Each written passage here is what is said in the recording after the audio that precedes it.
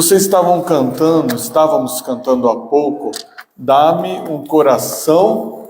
Que tipo de coração? Você está cantando lá, dá-me um coração igual ao teu. E o coração de Jesus, o coração de Deus, é um coração que nós não podemos declarar, não sabemos do que se trata, o que se passa, porque Jesus deixou muito claro a palavra dele. Então eu quero começar saudando os irmãos, bom dia, paz seja convosco, amém. Eu sinto a falta de muitos irmãos hoje. O coração da gente se entristece pela falta, se alegra pelos que estão, e quem está não pode ouvir reclamação porque está. Mas o coração do pastor, e eu sei que de muitos irmãos também, da maioria dos irmãos, se entristece quando sente a falta de tanta gente. Jesus está voltando, o nosso papel, o seu papel está sendo feito. E às vezes é importante que você entre em contato com esse irmão que você não viu, que faltou, mas um deixa para o outro, alguém deve ter falado, alguém deve ter dito, e vai passando e a gente acaba não vendo, não falando. Então, faz você esse papel, mostra para o irmão que você sentiu falta dele. E quando a gente fala de um coração igual ao coração de Deus, igual ao coração de Jesus, dá-me um coração igual ao teu, é um coração que nos faz... Pode vir, vem mais para frente, ficar com a gente, mais pertinho. Chacai, não, acabei de movimentar toda a igreja mesmo. É bom tê-los aqui, pertinho. Quando a gente fala desse coração e canta, ensina-me a amar o meu irmão, a perdoar, a olhar com os teus olhos, e eu acho que uma coisa boa desse olhar com os olhos de Deus, uma coisa prática de se entender, é que Deus, apesar das nossas imperfeições, apesar das nossas falhas, que não são poucas, como a oração do irmão André há pouco falou assim, é santo, Senhor, é um homem santo, santificado pelo sangue de Jesus. Nós todos somos pecadores. E ao mesmo tempo passamos a condição de santificados, de santos, através do sangue de Jesus. E quando a gente começa a olhar pelo olhar de Jesus Cristo, a gente percebe que a gente tem um compromisso. É um compromisso de olhar para o irmão que não veio, e apesar de saber que é um irmão cheio de defeito assim como nós, que a gente precisa falar para ele, irmão, senti a tua falta, eu te amo, porque Deus sente falta. Quando duas ou mais pessoas se reúnem na casa de Deus, no nome de Jesus, o que a palavra de Deus fala? Que ali ele está. Reuniu no nome de Jesus, ali ele está. E quando nós sentimos essa falta, precisamos falar, irmão, nós nos reunimos hoje com Jesus, e eu sei que o Senhor Jesus sentiu a tua falta. Porque nós temos o coração que nós estamos pedindo, um coração igual ao de Deus. Temos que ter essa mesma compaixão, a mesma ótica de desejar. Jesus, vendo toda a maldade que lhe foi feita, com todas as dores de chicote, de coroa de espinho, de mãos e pés perfurados, ele olha para aquela multidão que assistia aquele grande evento chamado morte, de cruz, e ele fala assim, Pai, perdoa-os. Por quê? Porque não sabem o que fazem. Então, esse olhar de Jesus, ele é muito profundo. Nós é que somos rasos, e às vezes olhamos para as pessoas e nos irritamos, nos sentimos irados, nos sentimos provocados, e falamos então algumas coisas, no mínimo como bem feito, tinha que ter acontecido mesmo, dançou, é assim mesmo, plantou, colheu, bateu, levou, não é? Agora, olha o olhar que nós estávamos cantando. Dá-nos coração igual ao seu. Ensina-me a olhar com os teus olhos, perdoar com o teu perdão. Certamente, Jesus tivesse físico hoje, membro da nossa igreja, vamos dizer assim, ele iria olhar com tristeza bancos vazios. Mas ele não ia para casa deixando que algum de nós tomássemos a providência. ele ia entrar em contato, ele ia ligar, ele ia declarar esse amor, essa ausência, esse sentimento de que fez falta para os outros membros. E é esse, se você está cantando dá-me um coração igual ao teu, você tem que sentir a mesma piedade.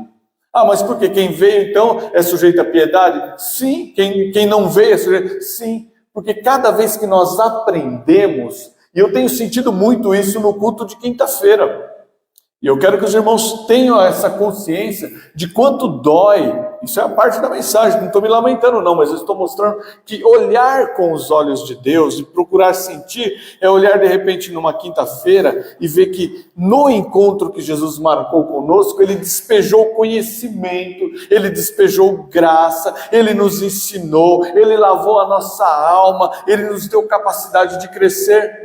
E às vezes a gente vê que este ensinamento, que foi aproveitado por alguns, foi desperdiçado por muitos que não vieram receber a palavra.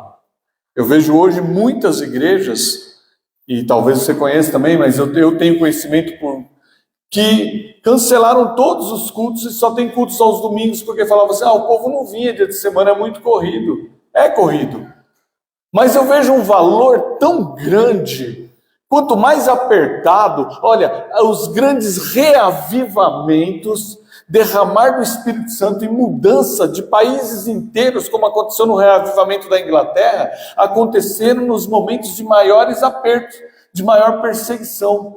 Quanto mais difícil é para você estar aqui, mais você vai demonstrar para Deus que você tem um coração igual ao dele. Olha, está difícil, porque se Jesus desistisse no momento da dificuldade, ele já tinha desistido lá atrás, quando ele estava pregando o evangelho e diz assim, e buscavam, e intentavam e planejavam matá-lo. E Jesus passa pelo meio da multidão, prega o que tinha que pregar e vai para o próximo trabalho.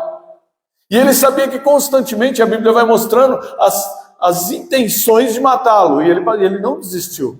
Quanto maior foi o aperto, maior foi a consagração. Está difícil de você vir na quinta-feira, você vai chegar aqui e vai ter uma palavra que vai transformar a sua vida. Ah, o meu dia é corrido, o meu também, o seu também. Quem de nós aqui não trabalha? Quem de nós aqui não tem outros afazeres? Trabalha em casa, trabalha, tem marido, tem esposa, tem que sustentar, tem filho para a escola, mas quanto maior for o aperto, mais o seu coração tem que ser parecido com o de Jesus. Quanto mais difícil, mais valor tem na tua atitude. O milionário enfiar a mão no bolso e dar 100 reais para um indigente não tem peso sobre a vida financeira dele. Agora pega um homem que trabalha, que rala, e ele enfia a mão no bolso e dá 2 reais para uma pessoa que está passando fome. Aquilo tem um peso espiritual, porque esses 2 reais muitas vezes faz falta no alimento do filho dele. Porque você começa a entender que quanto mais complicada a situação, quanto mais difícil, mais valor é agregado, mais demonstração de amor. Assim como eu olho os milagres. Pessoas às vezes recebem aqueles milagres estrondosos e a coisa chacoalha porque era impossível do impossível ele recebe. E nós ficamos maravilhados e aplaudimos. Mas quando eu vou usar um exemplo meu, quando você está com vontade de comer uma coisa específica, não contou para ninguém, é aquele detalhezinho, chega na hora do almoço, Deus providenciou aquilo para você, não tinha na tua casa, alguém vem te dar de presente, só você sabia. Olha o tamanho, vamos dimensionar o tamanho do milagre de uma pessoa que voltou à vida, ressuscitou, e uma pessoa que recebeu um alimento que ele estava com vontade. Você tinha dinheiro para comprar, ou tinha situação, mas o carinho de Deus em demonstrar aquilo, isso é um milagre gigantesco.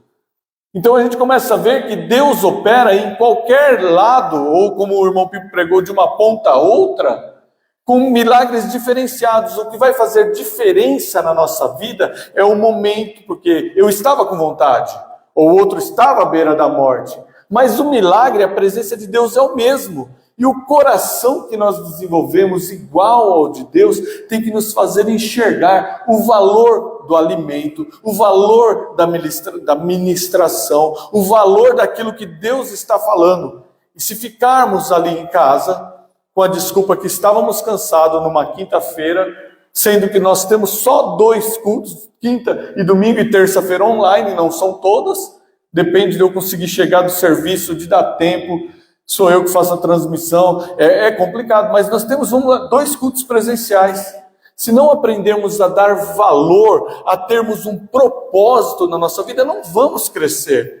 Estamos cantando, Senhor, dá-me um coração igual ao teu. Sabe qual era o coração de Jesus? O coração de alguém que sonhava as coisas de Deus, mas tinha consciência desse sonho. Um coração de alguém que era apertado, era espremido, para tomarem dele a virtude, a cura, e andava no meio da multidão cercado. Gente, ser cercado por pessoas não é uma coisa legal muitas vezes. Tanto que alguns artistas se tornam nojentos, que apesar de toda a glória humana que é dada para ele, ele não quer assinar, não quer dar um autógrafo, não quer dar atenção, coloca segurança, porque todo mundo, cada um quer uma coisa, cada um quer sugar um pouquinho. Ou eu estou falando besteira? Apesar do reconhecimento, chega uma hora que perturba o físico da pessoa, porque as pessoas empurram e espremem. Eu vi o dia que em Santa Catarina o Dedé Santana, muitos anos atrás, foi dar o testemunho dele, da conversão dele, na época dos Trapalhões. E ele foi reunir, e ele foi no meio do povo de Deus. Aquela multidão fez... Eu estava ali como segurança dele. Gente, a pessoa pega um papelzinho para receber um autógrafo, ela enfia no meio do povo assim, ó. Que se pegar... Que a mulher enfiou com tanta força que das duas uma. Se pegasse a mão fechada segurando o papel, ela derrubava um no queixo. Se pegasse aquela unha enorme dela no rosto de um, saia rasgando.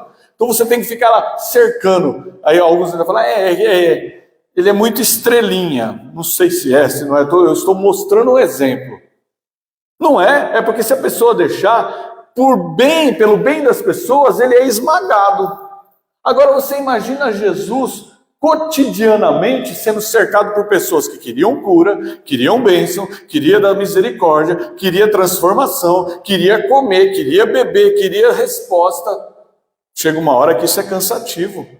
Chega uma hora que esgota, falando em ser humano, assim como o pastor fica emocionalmente, se você pegar a síndrome de burnout, que é o que tem acometido muitos pastores, que é um esgotamento profundo mental, porque é assim, é o tempo inteiro, é o tempo inteiro, é o tempo inteiro. Se nós não tivermos um compromisso pastoral, ou o que aconteceu hoje, uma oração sobre a minha vida, sobre a vida da pastora, nós não aguentamos, mas com você também, se você não tiver, por quê? Porque o diabo está constantemente buscando, batendo.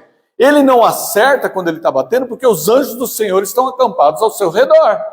Mas ele está tentando. As pessoas que estão ao seu redor, se elas puderem sugar, e agora eu vou dizer no bom sentido, sugar, receber, reter uma bênção vinda das suas palavras, direto de Deus, mas nos seus lábios, elas vão querer, mesmo que isso não gere para elas conversão, transformação, compromisso, mas a bênção ela quer. Ela vai lá. Quantos parentes, amigos, conhecidos a senhora não teve no decorrer da vida, que a senhora ministrou, orou, foram curados, foram abençoados e não estão na igreja? Não é assim?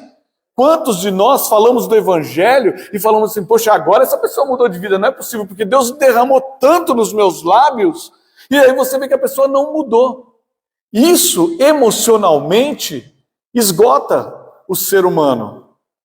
E quando a gente começa a correr atrás da bênção, nós precisando de bênção, e aí eu não digo correr atrás da bênção e não do abençoador, mas indo após Jesus Cristo, caminhando por Jesus Cristo, pedindo e a bênção não chega.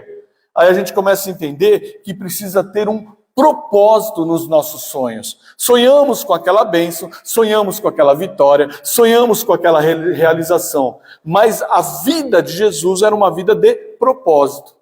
Quanto mais apertado, mais ele jejuava. Quanto mais apertado, quanto mais a multidão sugava dele, mais ele tinha que receber de Deus.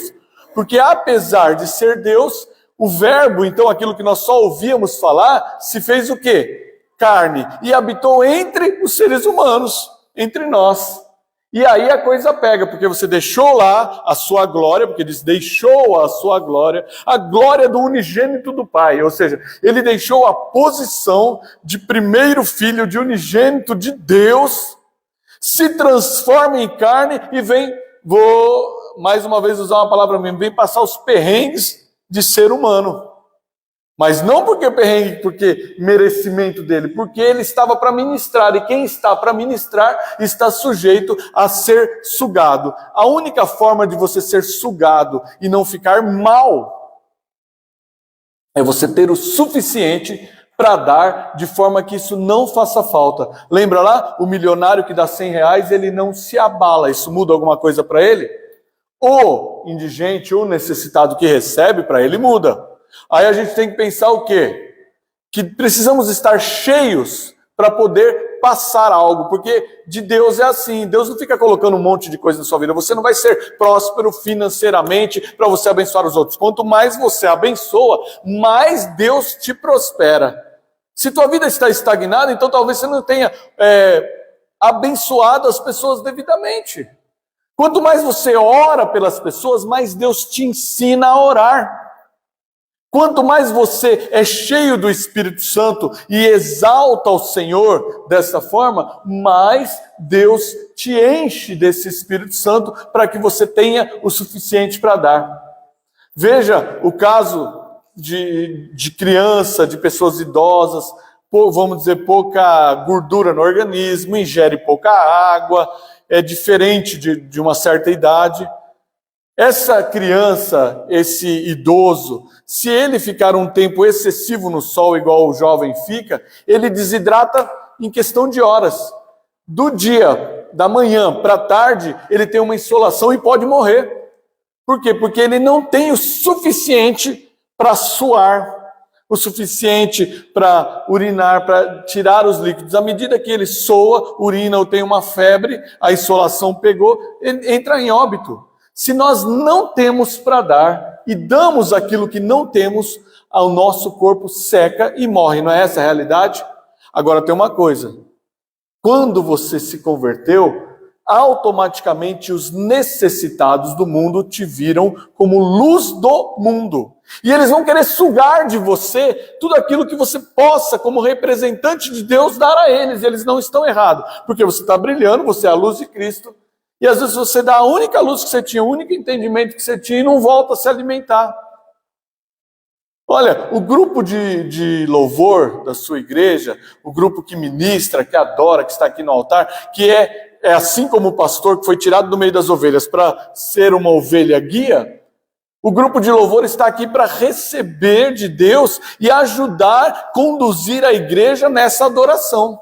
Ninguém está aqui porque quer que você veja vou usar o caso do irmão Sérgio brincando aqui, falando, ele não quer mostrar para você a linda guitarra que ele tem. Ele tem uma guitarra, aliás, algumas, guitarras lindas, porque ele tem prazer de adorar a Deus com o melhor que ele pode.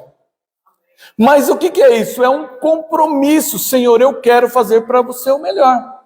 E ainda eu estava conversando com o irmão Luciano, recentemente eles assinaram uma declaração de propósito. Lembra quando a gente diz assim quando eu falo assim que aquilo que nós falamos tem o mesmo peso daquilo que nós escrevemos? E o que nós digitamos tem o mesmo peso, porque são falas. E foi ministrado a eles, a irmã Vanessa trouxe uma declaração de propósito, dizendo assim, você sabe o que você faz aqui em cima? Eu estou resumindo, você sabe qual é o teu trabalho aqui? Você tem consciência da sua capacidade e de como você leva o povo a adorar a Deus? Aí trouxe uma oração, um contrato, uma declaração, o que você queira imaginar, mas a realidade é assim, eu quero olhar para algo e lembrar todas as vezes que eu estou aqui em cima, que eu estou levando o povo junto comigo em adoração. Aí saiu uma declaração de propósito, que é da Igreja do Evangelho, feito no papel da Igreja do Evangelho Quadrangular, dizendo assim, primeiro IEQ de Vila Maria, declaração de propósito, servir a nossa igreja com liderança, conduzindo através de músicas de louvor e do nosso exemplo de vida, para que as pessoas se conectem com o mover de Deus e sejam transformados. Isso é olhar e dizer, Senhor, eu quero ter um coração igual ao teu, porque olha a vida de Jesus, servir a nossa igreja com liderança. Eu quero ter um coração igual ao seu, Senhor. Qual era o movimento de Jesus? Era um movimento de liderança. Ele começou liderando 12. De 12, ainda surgiram mais 70 e poucos que foram chamados de discípulos. Depois isso foi aumentando. Se você for pegar a história, a quantidade de discípulos é imensa. Mas em pouco tempo, Jesus servindo com liderança, ele falou que ele esperava que eles fossem como deveriam ser, repreendeu Pedro no erro dele, falou umas verdades, fez isso com os apóstolos, foi ensinando. De repente, 70 e tantos deles voltaram para trás. Não, para mim não serve. Veio um jovenzinho lá, mas a liderança de Jesus viu ele com amor. E ele falou, eu quero, o que eu faço para te servir? E a liderança disse, vende tudo que tem, dá aos pobres e segue-me. Porque Deus sabia naquele momento que aquela pessoa era muito apegada aos bens e não teria capacidade de seguir se ele não se desapegasse. Foi uma questão de escolha. O que o jovem fez? Se entristeceu e foi embora. Liderança. A liderança fala aquilo que você quer ouvir e também aquilo que você não quer ouvir. A liderança, ela te elogia quando é digno de elogio, porque a Bíblia diz a quem honra, honra, mas ela corrige quando você precisa ser corrigido. E diz assim, conduzindo-os, nesse caso, através de músicas de louvor e nosso exemplo de vida. Isso é ter um coração igual ao de Deus. Porque Jesus chegou na terra e ele sabia os sonhos que ele sonhava. Quais eram os sonhos que ele sonhava? Era o sonho da conversão do povo, da mudança de vida, o sonho da transformação, o sonho de que todos tivessem oportunidades de ouvir através dele, dos discípulos, das igrejas que seriam estabelecidas, do plano de salvação chamado graça. Um sonho que muitas vezes deve ser dolorido, porque ele sabia que para ele chegar nesse nível em que você seria salvo hoje, ele teria que ter uma coroa de espinhos, ser chicoteado, ser conduzido à cruz, ser pregado. Nem sempre o sonho, praticamente sempre o sonho vem acompanhado de dificuldades de realização. Você é que decide se você quer seguir o sonho. Quero ser médico. E vai estudar fisioterapia, e vai estudar pedagogia, vai ser médico dessa forma? Então é direcionado. Agora, pega uma pessoa que faz 4 anos ou 2 anos, 3 anos de uma faculdade de história, e um médico que faz 7, e depois faz mais a residência. Quem pagou o preço mais alto em relação a estudo? O historiador ou o médico? Por causa do tempo. Claro que tem historiadores maravilhosos que se aprofundam nos livros anos a fio e ninguém bate o conhecimento daquele homem, porque ele se aprimorou, mas ele pagou o preço também. Quando você tem um sonho, você tem um preço a pagar. Aí você canta, Senhor, dá-me um coração igual ao teu, tá? Você tem que estar pronto para receber esse coração aí. É igual quando você ora, Senhor, dá-me fé. Deus te dá um monte de situação reversa da sua vida. Você fala, Deus, o que está acontecendo? Você tem que ter fé, tem que ter falta. Falta para receber, tem que ter ausência. Está pedindo fé. Cuidado com o que você pede, ou peça com sabedoria. Fale com Deus a respeito dos planos seus. Aí dizer assim, usar a nossa vida de forma que as pessoas se conectem com o mover de Deus e sejam transformadas. É aí que eu estou falando que entra a bênção de Deus quando você começa a você entender que você está conectado. Estando conectado, começa a conectar as pessoas com Deus. Jesus estava conectado com Deus, ele veio de Deus, era filho de Deus, era Deus, se transformou, mas para ele estar conectado, ele foi lá e ficou jejuando, no caso dele que já estava preparado, já tinha aprendido a jejuar, né? Porque às vezes a pessoa nunca jejuou, quer jejuar uma semana, desmaia no meio da rua no segundo dia. Mas Jesus certamente tinha momentos e momentos e momentos de jejum, até o ponto que ele estava preparado. Ele passa quantos dias e noites de jejum? 40. Mas no momento da sua maior consagração, vamos dizer no auge, e aí a gente vai olhar, sabe, nos desenhos, nos filmes, quando alguém está no auge, se fosse algo espiritual, apareceria brilhando, de mãos abertas, túnicas balançando, não é? Mas não é nada disso não. Quando ele estava saindo daquele momento de oração, ele tem um encontro impactante para nós que lemos, com Satanás. Que se apresenta a ele, sabendo que ele estava humanamente cheio de fome. E fala para ele, se tu és Deus, transforma essas pedras em... Aqui, ó, ligeiro. Se ele transforma a pedra em pão, o que ele ia ser tentado a fazer em seguida? Comer. Primeiro faz com que o poder dele transforme aquela situação, ia mexer com o emocional. Primeiro ele ia obedecer. E ele não devia obediência ao Zé do Garfo. Ele ia transformar pedra em pão, ele estava em jejum. Ele ia criar tentação para ele mesmo. Fica aí uma grande lição: não crie tentações para você mesmo, não dê ouvidos ao diabo. Aí, no momento da maior consagração, o Senhor falou assim, que dará ordem aos anjos ao seu respeito para ele te guardar. Se joga daqui para os seus anjos segurar. Que papo besta é esse? Ainda bem que é um Deus inteligentíssimo, Criador dos céus e da terra.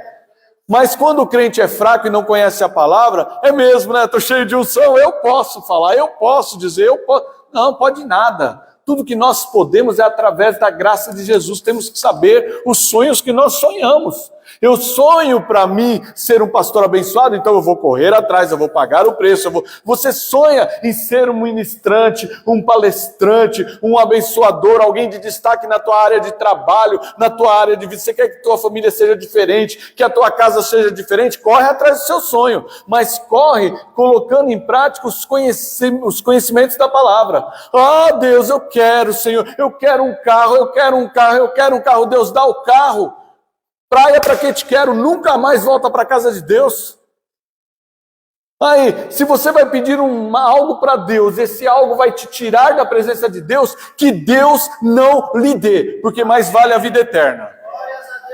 Peça, tenha consciência dos seus sonhos. Nem sempre compartilhar o sonho é uma coisa boa, viu?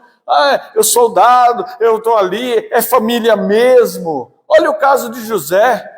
José, eu vi os astros, e eles, eu vi lá 11 feixes, e eram 12 irmãos no total, e ele era um feixe, e os outros feixes se curvavam diante dele. Quando ele abriu a boca para falar isso, Deus havia lhe dado um sonho, mas a inexperiência da idade, e o planejar de Deus naquele momento, fez com que isso acontecesse. Os irmãos ficaram morrendo de ciúmes, ele era o primeiro filho. A mãe dele já havia morrido. Os outros 11 eram filho de outra mãe. Ele é da família, mas não é tanto. Você consegue entender? E o pai tinha um carinho especial, meu primogênito. Vai lá e fala, vou agradar meu filhinho, toma essa túnica colorida. Naquela época, onde muitas roupas eram de linho cru, onde túnicas eram feitas pelas tecelãs da aldeia, você ganhar uma túnica toda colorida, o burguesão aí tá se sentindo, né? Só porque é o mais velho. E aí ele vai e conta o sonho dele. Aí os irmãos já ficam indignados. Então nós é que vamos nos curvar diante de você. Acontece que Deus também estava trabalhando no coração dele para ele sonhar. Sonhar é necessário. Se você não sonha, você não tem um ponto de partida para nenhuma realização. Se você quer ir a algum lugar, você tem que saber aonde você quer ir. Senão, quando você chegar lá, você não vai saber que você atingiu o seu objetivo. Então precisa sonhar, mas temos que ter sonhos como eram os sonhos de Jesus. Sonhos conscientes. Eu preciso pregar o evangelho por conta da salvação. Então eu vou orar, eu vou me fortificar, eu vou me estabelecer na terra como Deus. E quando a promessa de Deus se cumprir em mim, eles vão ver que aquilo que eu preguei era verdadeiro. Mas isso não impediu que Jesus fosse crucificado, pregando a verdade, ministrando amor, dando comida aos famintos, dando vista ao cego, curando a pele do leproso, ressuscitando o morto. A hora que a paulada veio em forma de prego, de cruz, de perseguição, de cusparada, de vinagre. Estava conversando com o irmão Pedrinho, ele falou, pastor, você sabe do que era aquele vinagre que eles passaram na boca de Jesus quando ele pediu água? Aí nós começamos a conversar e eu vi que aquilo que ele estava falando tinha sentido mesmo, porque naquele momento haviam banheiros públicos. Banheiros públicos era uma nojeira que hoje a gente não consente mais, mas os homens sentavam todos na praça, num alinhamento de 13, 15 privadas, até assim, várias, uma do lado da outra, porque eles já tinham um sistema de pinicão, vamos dizer, E quando aqueles batendo papo e conversando em praça pública, fazendo as suas necessidades, terminavam, eles tinham uma vareta embrulhada com um trapo que era usado no lugar do papel higiênico. E aquela vareta, para ser esterilizada, era lavada no vinagre. E passava-se para o próximo. Você terminou? Já terminei. Toma então papel para você. E esterilizava-se novamente com mais um pouco de pano e vinagre. E foi isso. Esse vinagre de humilhação que foi oferecido para Jesus lá na cruz. Aí a gente canta, Senhor, dá-me um coração igual ao teu.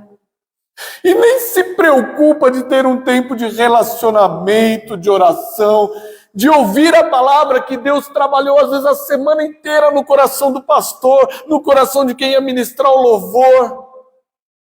Aí na quinta-feira você fala para Deus, sabe aquilo lá que passaram na sua boca? O Senhor merecia mesmo, porque eu não vou lá ouvir, não. Quando nós ignoramos o falar de Deus, nós estamos desvalorizando um homem que teve esse tipo de atitude sobre a vida dele, de receber na boca aquilo que as pessoas passavam em lugares inadequados para a gente falar num púlpito. A gente precisa entender que o plano de salvação veio para sermos transformados, para sonharmos sonhos como José sonhou, mas com a consciência que Jesus tinha. Deus tem um plano na minha vida, eu tenho um alvo a seguir. E nós às vezes só ficamos com o sonho da prosperidade, da mudança, de Deus me dar casa, carro, comida, cuidar de mim, mas não olhamos para o cuidado que Ele teve, que incluiu a cruz. E esse cuidado da cruz é para que a nossa vida fosse transformada. O que acontecer na terra aconteceu. Mas o que vai acontecer na eternidade é eterno. E essa eternidade pode ser com Deus nos céus ou com o diabo no inferno. Ainda que cada um pinte o inferno e o diabo como quiser, eu quero estar com Deus. Pouco me importa se o inferno é verde, amarelo, é branco, é vermelho, é azul. Eu quero estar com Deus, eu não me importo com aquilo que dizem a respeito da perdição. É perdição, já não me interessa mais. Mas eu não posso viver uma vida aqui sem uma representatividade, saber o que eu estou fazendo, para quem eu estou fazendo, buscar ao Deus que me deu para fazer. Jeremias capítulo 29, versículo 11 e 13, eu vou ler por causa da velocidade. Eu sei, eu é que sei, Deus falando, os pensamentos que eu tenho ao vosso respeito, diz o Senhor, pensamentos de paz e não de mal, para vos dar o fim que esperais ou que desejais. Sabe o que está falando isso? Uma versão diz o fim que sonhais. Deus, eu sei o pensamento que eu tenho de você, é um pensamento de paz e não de mal, para dar para você o fim que você sonha. Deus está falando assim, eu quero trabalhar no seu sonho, eu quero te dar o realizar daquilo que você sonhou. Quem não sonha não estuda, quem não sonha não trabalha, quem não sonha come o pão da preguiça. Mas seja lá qual for o seu sonho, o teu trabalho, a tua realidade, ela precisa estar alinhada com Deus? Não, ela precisa estar abaixo da vontade de Deus. Em primeiro lugar é Deus. Em primeiro lugar é Deus. A primeira oração é para Deus, o primeiro amor é para Deus, o primeiro realizar é para Deus. E nós colocamos, às vezes, o nosso alimento, a nossa diversão, o nosso trabalho, a nossa família, tudo acima de Deus.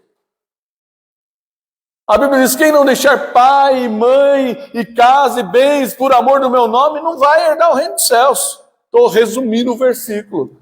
Mas por quê? Porque sabe que muitos vão aprender, mas vão escolher a diversão, a droga, o sexo, a realização, no lugar de escolher a vontade de Deus. E outros vão falar, não, mas é que é o meu trabalho, é o meu dia a dia, no lugar de Deus. Ele quer dar para nós o fim que ele deseja. Mas a continuação do versículo diz, então me invocareis. Você vê, olha o raciocínio de Deus. Eu penso ao respeito de vocês, eu tenho um pensamento que não é maldoso, é de paz, e eu quero que o sonho que você sonha se realize. Mas então você vai me invocar, e passareis a orar a mim. E eu vos ouvirei. Olha, vem vindo as condicionais. Eu quero te dar a realização do seu sonho. E você vai passar a falar comigo qual é o seu sonho, qual é o teu desejo. Você vai me invocar. Você vai chamar a minha presença para você. Então, eu vou te ouvir. E a promessa é, buscar-me-eis, você vai me buscar e me achareis. Pessoal, você vai falar comigo e eu vou estar te ouvindo, porque eu quero realizar o seu sonho. Quando, diz o versículo, me buscares de todo o vosso coração. Então não podemos nos enganar se não levantamos e não pedimos, não falamos, não conversamos com Deus. Chega segunda, terça, quarta, nós levamos a nossa vida na correria, no trabalho, nas coisas certas, nas coisas erradas. Quinta-feira tem culto, não vem buscar, não vem orar, não vem ouvir, não vem... o pastor está pegando no pé porque ele quer. Eu quero que vocês estejam aqui de quinta-feira. Eu quero porque Deus tem ministrado no meu coração a necessidade de crescimento da igreja, de crescimento intelectual, de crescimento espiritual, do crescimento da mente de Cristo que habita na sua mente humana. Eu quero que vocês entendam que quando, por alguma desculpa, você deixa Deus de lado, Deus fala, você não está buscando. E se você não me buscar de verdade, eu não vou te ouvir. E eu não vou realizar os sonhos, porque o pensamento que eu tenho para você é de bons sonhos e não de mal. Mas se você não cumprir a palavra, vai se cumprir aquilo que é natural, de quem está ausente da vontade de Deus. Quando me buscares de todo o coração, Senhor, como é que eu vou viver essa realidade? Não dá para sonhar tudo isso. A excelência da tua vida com Deus, a excelência é quando você junta todos os seus pensamentos bons, junto com os seus bons atos, as suas atitudes, e você começa então a colocar em prática, ou seja, trabalhar a favor, o melhor possível para Deus. Então a minha inteligência me leva a obedecer, e a obediência com a inteligência faz eu ter um ato de trabalho. Então eu começo a pensar, Deus me ama, e Ele vai me ouvir, e Ele tem bons sonhos para mim, e Ele quer que eu realize os meus sonhos, mas eu preciso estar na vontade dEle, e para isso eu preciso ir para a casa de Deus e ouvir de novo qual é o próximo passo. Eu preciso ouvir o que Ele quer de mim, o que Ele deseja que eu seja transformado. Ele precisa ver que eu estou me alegrando, assim como o salmista, alegrei-me quando me disseram, vamos à casa do Senhor. Mais vale, Senhor, um dia nos teus átrios, na tua casa, do que 1000 em qualquer outro lugar. Isso é excelência. Junto à minha capacidade mental, com o pensamento, com a mente de Cristo, com as minhas atitudes, então eu começo a buscar a Deus agora não como José, porque José foi aprendendo aos trancos e barrancos, mas ele era um homem excelente. Jesus, ele crescia em estatura, conhecimento e graça. Então Jesus já estava crescendo de uma forma completa. Talvez José estava crescendo em estatura e em graça com Deus, mas o conhecimento veio sendo adquirido o conhecimento empírico, o conhecimento que você recebe das pessoas, que vai acrescentando no seu dia a dia. Isso leva você a ter algumas atitudes que nem sempre são adequadas para o meio que você está. Sonhei com vocês, eu era um feixe, os outros se dobraram, eu me dobrar sobre você? Sabe qual foi a conclusão? Pega José, vamos matar José. Mas dos 11 irmãos, um não odiava José, um tinha um amor especial por José. Falou, não vamos matar não, mas não dava para ir contra, senão ele morria também. Então vamos jogar, então não mata, joga no poço, arranca a roupa dele, passa sangue de animal, fala para o pai que ele morreu. A ideia do irmão era voltar lá atrás e tirar José do poço. Quando ele chegou já tinham vendido ele. José sai então cheio de sonhos de realização, o filho primogênito, da mãe que já tinha falecido, do pai que tinha ele como bambambam, agora então era um pelado com roupa de escravo, que é no máximo a roupa que ele recebeu lá, o trapo para atravessar o deserto. Chega lá, é vendido para um homem chamado Potifar. Mas acontece que José tinha em seu conhecimento uma coisa, excelência. Ele sabia os sonhos que ele sonhava para ele, porque nós precisamos, talvez os seus sonhos já sejam como os sonhos de Jesus, completos, perfeitos, crescendo em estatura, em conhecimento, em graça, mas talvez você tenha que entender o trabalhar de Deus. E Deus está falando, eu quero trabalhar, mas você precisa aprender. Eu quero trabalhar, mas você precisa aprender a sonhar. Você precisa sonhar e orar a mim, e me clamar para que eu esteja com você, e eu vou ouvir a tua oração. E era o que José começou a fazer. Depois conhecido como José do Egito, mas até então conhecido como o irmãozinho burguês, como o problemático da família, o queridinho do papai, o causador de mimimi. E todo mundo podia ganhar o primeiro pedaço de pão. Mas o dia que o pai desse o primeiro para José, todo mundo ia lá, é folgado demais. Às vezes você luta pra caramba.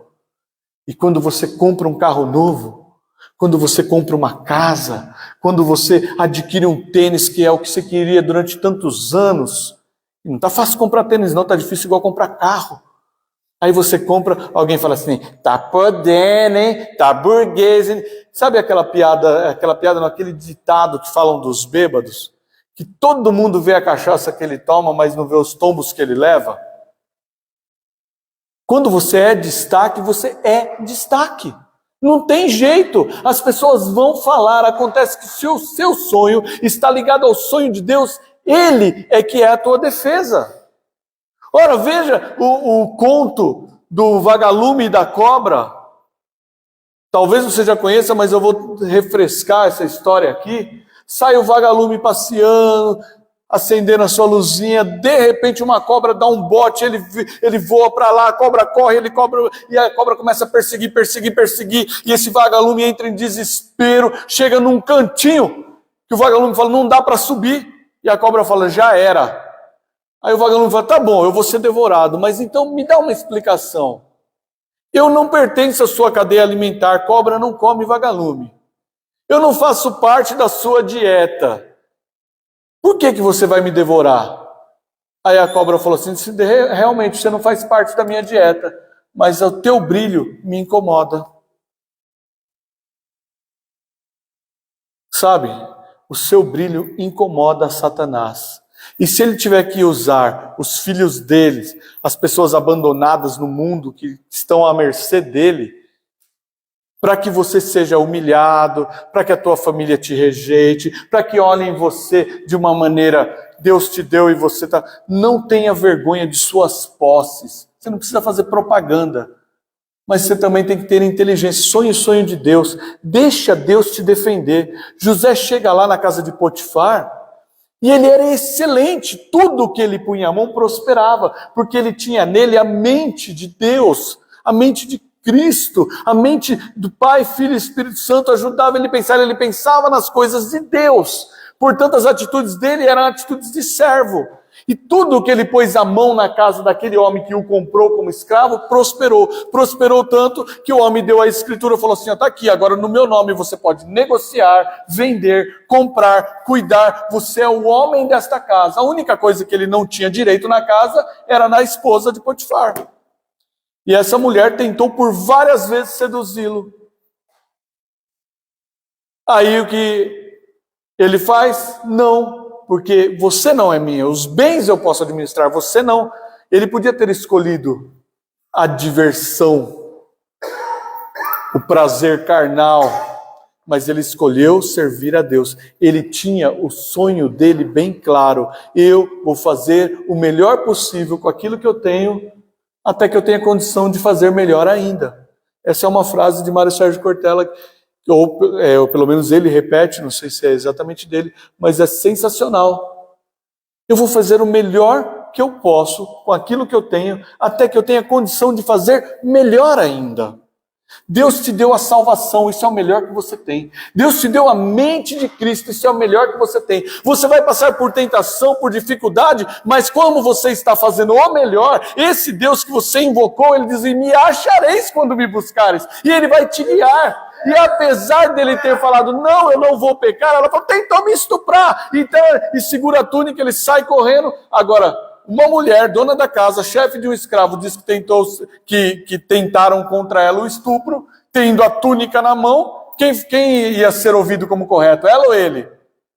Nem sempre a tua razão vai prevalecer na hora.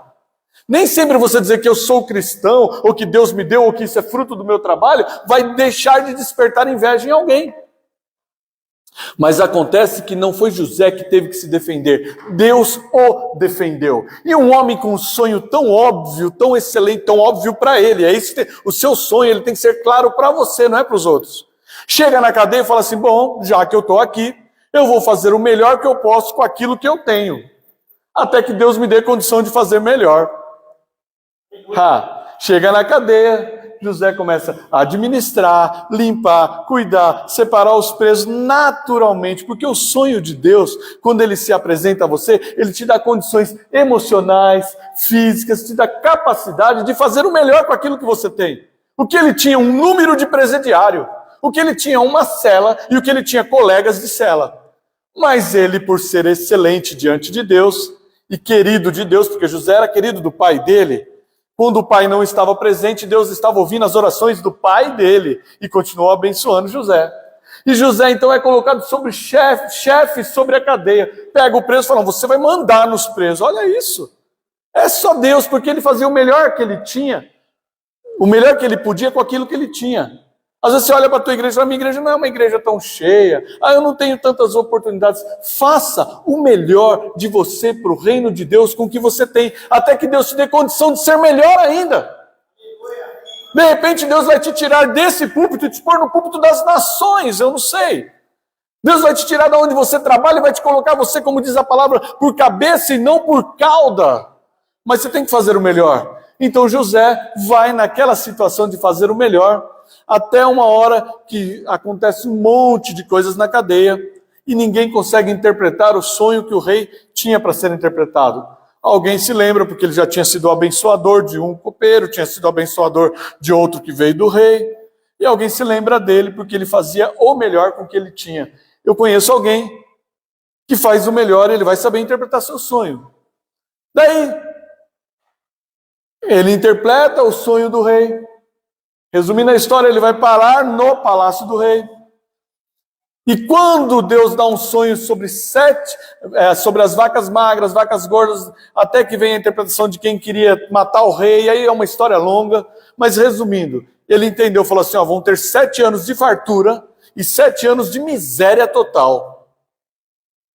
O rei falou, esse é o cara. Era o sonho de José. Ele fazia o melhor com o que ele tinha, mas ele não tinha poder sobre a nação egípcia. Aí Deus fala assim, esse é o cara. O rei fala assim, o rei escuta Deus falando, fala, esse é o cara, repete. E tira José da cadeia para ser quem? O segundo homem no governo do Egito. Detalhe, nos 7 anos que ele está lá, logo de início, 7 anos de fartura. Ele podia falar, então todo mundo come, bebe, agora eu sou o melhor, vamos fazer. Não, ele sabia, o sonho de Deus já tinha sido revelado a ele, porque o sonho de Deus só é revelado a nós quando fazemos o melhor que temos naquilo que temos no momento. Se eu ficar murmurando da minha igreja, do meu povo, dos meus amigos, do meu trabalho, só murmurando, você não dá abertura mental para o próximo passo. Mas daí quando ele começou a falar bem, quando ele começou a agir bem, colocaram ele como segundo homem. Sabe quantos anos José tinha quando ele foi colocado como segundo homem do Egito, em todo o Egito? 30 anos. Ele estava com 30 anos no momento que ele está no seu poder pleno. E o que ele faz? Ele fala assim, então nós vamos estocar grãos, vamos estocar alimentos. Deus deu sabedoria. E acontece que os povos vinham de outros países, de outros lugares, de outras tribos, para buscar alimento no Egito. Porque José estocou o suficiente para ele, para o faraó, para o rei, para a nação e ainda para arranjar amizade com as nações que vieram, porque Deus deu para ele uma sabedoria de excelência. A palavra de hoje é para você sonhar os melhores sonhos, os sonhos possíveis e os impossíveis, mas para sonhar bem acompanhado, sonhar com o Deus da excelência. E aí, aonde estava a excelência desse homem? É porque ele foi fiel a Deus quando ele podia aproveitar os deleites da carne. Quando ele podia se aproveitar dos momentos para falar mal. Fiz certo, podia ter saído com a mulher dele. Tinha tido prazer com a mulher e ainda talvez estivesse trabalhando.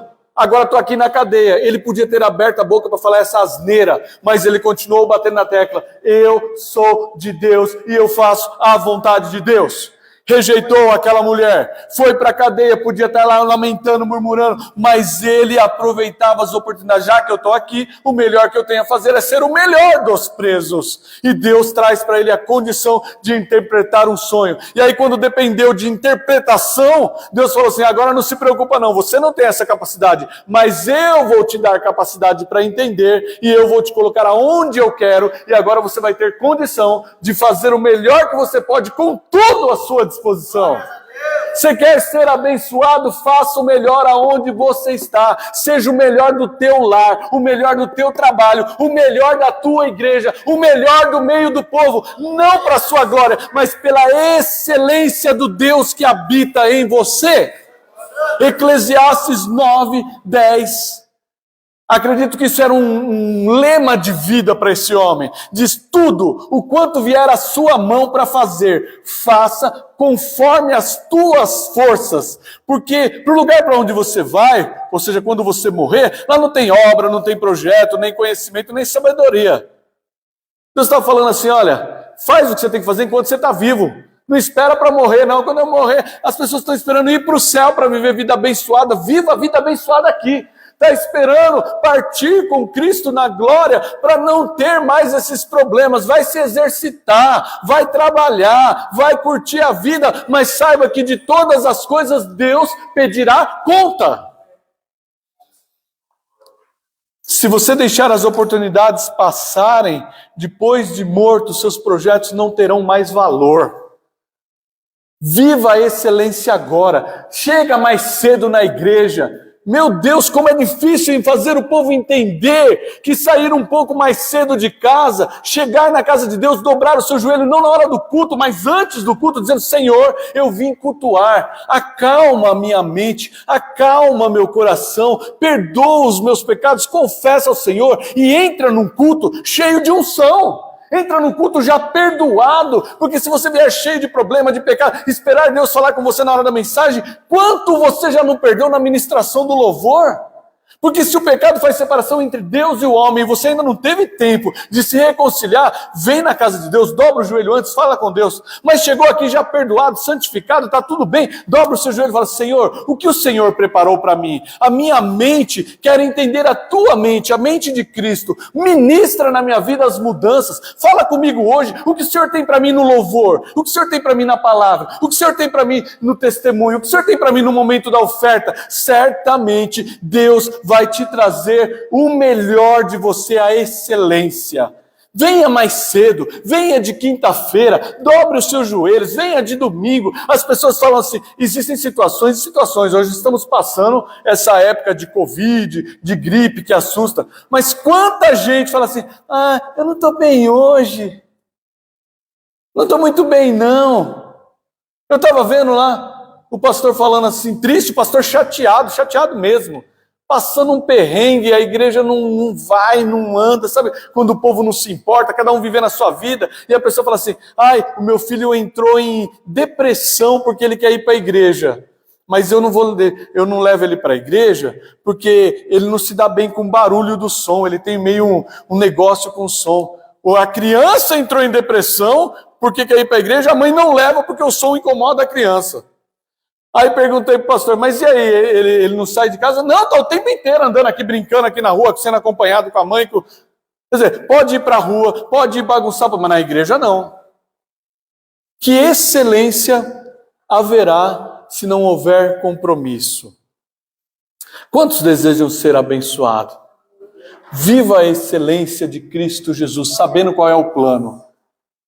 E se ainda não é possível, viva a excelência de José, fazendo o melhor que você pode, com aquilo que você tem, até que você possa ter a condição de fazer melhor ainda. Amém? Deus te abençoe, em nome de Jesus. Amém.